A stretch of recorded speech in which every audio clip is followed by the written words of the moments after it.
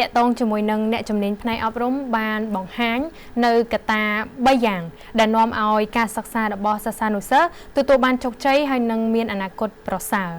ថ្លែងនៅក្នុងពិធីប្រគល់វិញ្ញាបនបត្របញ្ចប់ការសិក្សាចាឆ្នាំ2024-2025ជូនទៅដល់សិស្សានុសិស្សសាលាអន្តរជាតិចា Forest Hill លោកអុកញ៉ាពេជ្របូឡែនដែលជាអគ្គនាយកបណ្ដាញគ្រឹះស្ថានអប់រំ Westland Education Group បានលើកឡើងថាកត្តា3យ៉ាងដែលនាំឲ្យបុត្រធីតាទទួលបានជោគជ័យនោះក្នុងនោះចារួមមានទី1គឺកត្តាអាណាព្យាបាលគឺមុននឹងបញ្ជូនកូនទៅរៀននៅសាលាកម្រិតអន្តរជាតិណាមួយត្រូវតែមើលអំពី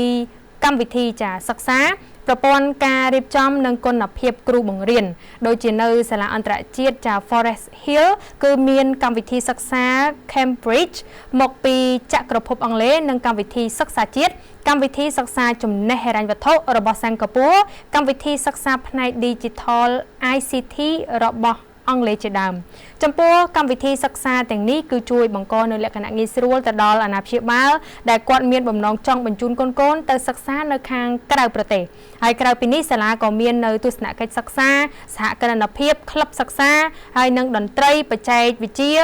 សប្បុរសធម៌ហើយនិងសកម្មភាពកីឡាជាច្រើនទៀតទី2គឺកត្តាសាលារៀនដែលសិស្សនោះគឺមិនអាច